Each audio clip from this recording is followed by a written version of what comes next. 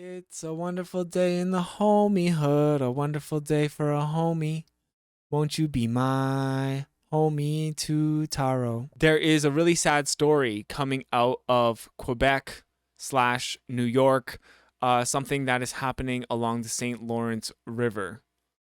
8 migrants have been found dead, um, and the search for the alleged human smuggler continues. So, this is something that people are bringing attention to because of the closing of Roxham Road.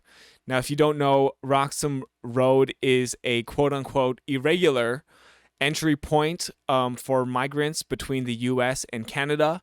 It acts as a two-way street, as streets tend to, and it has long been considered a very safe way to cross the Canadian American border. Now, last week, just over a week now, Justin Trudeau and Joseph Biden, our respective leaders, decided without very much warning to close Roxham Road. And the problem with that is that it is, yes, an irregular border crossing, but it was considered safe. So by closing it, you are essentially telling people to choose other irregular border crossings and ones obviously that are less safe. The reason Roxham Road was popular was because people felt comfortable crossing there, and now, which is a now because of a trend that we're seeing in the UK and now Canada as well, people decide to cross over water, which is obviously a lot less safe because there's the potential that you can drown. And that's what happened in this situation.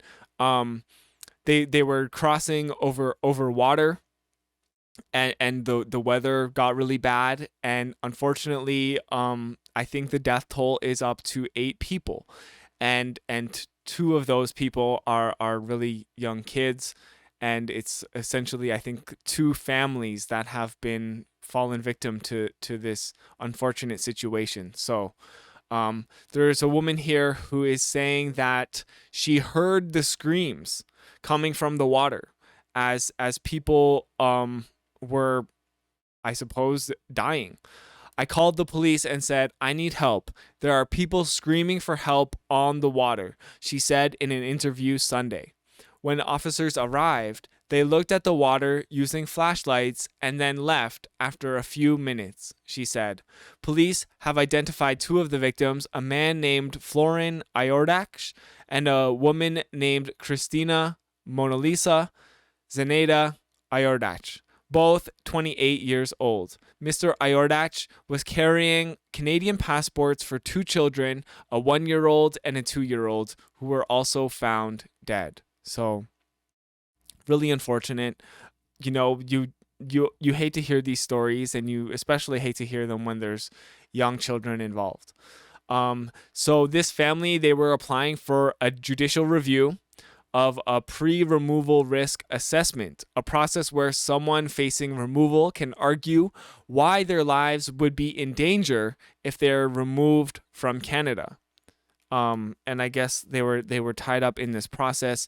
There are people who go by their names who were apparently a part of this process. However, this report has not been able to confirm that they are the exact people, but there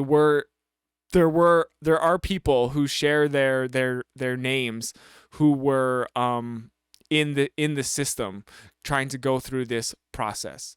So most likely it is them, but it is unconfirmed.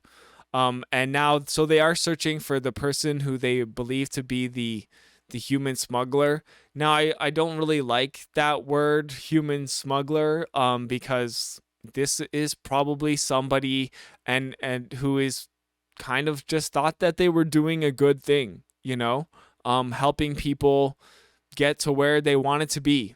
However, now they are on the run for human smuggling, and essentially being part of this really really sad story. Now we nobody really knows to what extent that this person was involved, or why they were not successful in crossing the border. But they are looking for this person here, Casey Oakes. They have talked to his friends and relatives, and they say that, he enjoyed doing this work and he felt that he was helping people. So we I'm sure he's probably as upset as any of us, if not more so, as to why or how this went wrong. Um, Aquasane, Aquasasne. Akwesasne Mohawk Police Chief Sean Delude acknowledged at a news conference Friday that the service received 2 calls about shouting near the river. So the first call, they were not the only one who called the police and said, "Hey, I can hear people screaming." There was another call. The police chief is saying these were not calls of distress of people screaming for help, he said. It could have been inebriated kids outside. It was nothing out of the norm. Which I say, that sounds like a really pathetic excuse, The woman who wants to affirm, the one of the women who called the police, she said that, "Why would I call if I heard kids playing?" As goes for the 2 other women from our community who also called when they heard the screams for help. Why didn't they call the fire department, search and rescue? Because yes, these are lives that could have been saved. If people are drowning, you have a short window as to when they can save them and potentially resuscitate them. But the police just came, took a look with some flashlights, didn't find anything, and just went away. They didn't take it as seriously as they could have. When this person who called the police,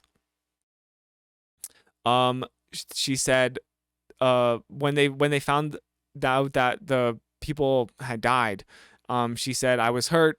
I was crushed when I learned there were children, innocent babies." And maybe not with water this cold. Yeah, I guess it is really cold, but still, they basically waited for the bodies to wash up on shore, instead of actively trying to find them. So police definitely could have done more. And when something like this is happening, the entire community, including the fire department and the paramedics, should be rallying in order to try to save these lives. Even if one of the 8 people could have been saved, it would have been worth it. Mr. Delude said that since January, police have made 48 separate interceptions involving 80 people trying to enter the United States without authorization. So, they know, they do know what's going on. These incidents are not uncommon. So when somebody calls in and says, "Hey, I'm hearing people screaming in the water," they shouldn't think, "Oh, it's probably just drunk kids." It's especially to blame it on drunk teenagers. That's really kind of just, I think, a neglect of, hey, yeah, you have a job to do. You can't just be like, it's probably just kids. You have to go and do your due diligence. It's really hard because we understand they're immigrants who just want a better life, and to have something so tragic happen, it's not fair, said Valine Gray, the owner of the Three Feathers Internet Cafe in New York. And this is crazy. The best insight that we're getting here is from a woman who owns a cafe in New York and has been helping the first responders, been serving the first responders, providing meals for them as they now search for the what are surely dead bodies of people who just wanted a better life, by crossing the border one way or another. So the only great insight we're getting here, the only kind of human response of it's so sad and so tragic and these people just wanted a better life, is from Valine Gray, the owner of a internet cafe. And it's how come we're not hearing as empathetic a response from the police? We're hearing it just from people who are trying their best to help. I don't know. It's really disheartening. How come we're not hearing a more empathetic response from like Justin Trudeau and Joe Biden? And how come we're not hearing more from politicians who have worked to close Roxham Road? Now, people who are involved with immigration in Canada are saying that, hey, this is a red flag.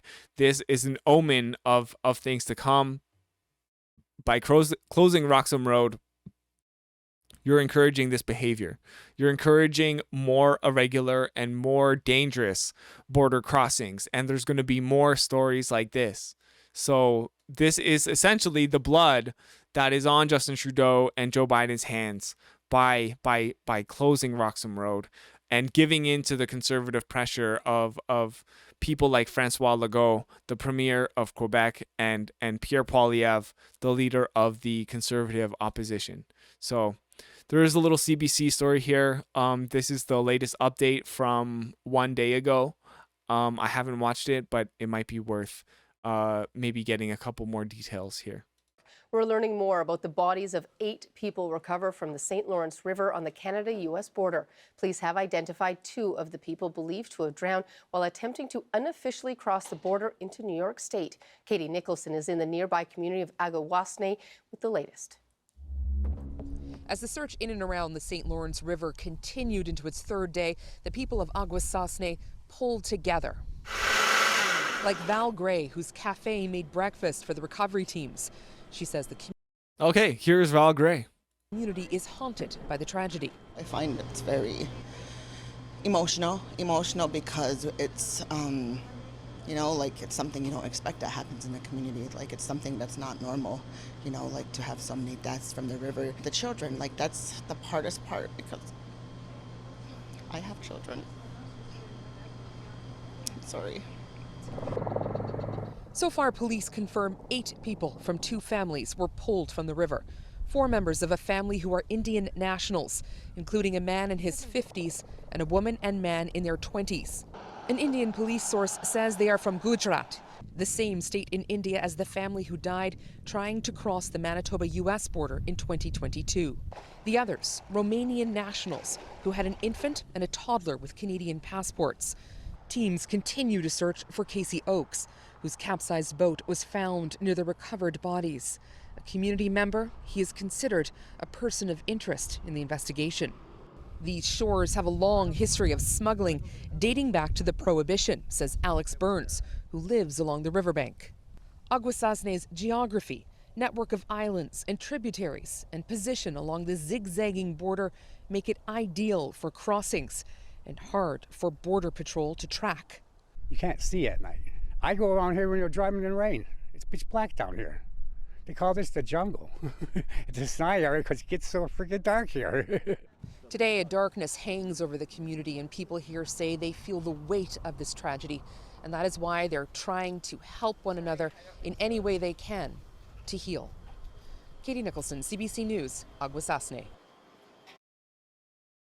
So yeah, it's really shocking to me and strange also to me that this trauma essentially of having to mourn people who are trying to find a better life in Canada is essentially coming down to people who are part of the Akwesasne First Nation, and it's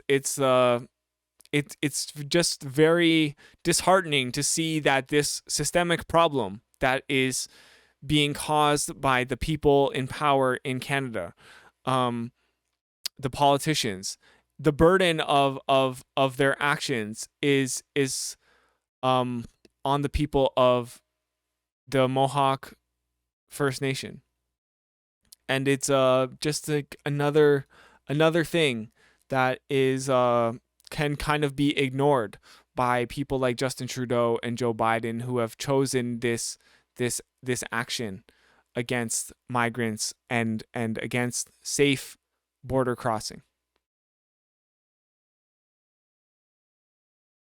Why not make sure you don't miss the next video by liking, commenting, subscribing, and ringing the bell? Thank you so much for watching. It's my homie, too, Taro. Peace.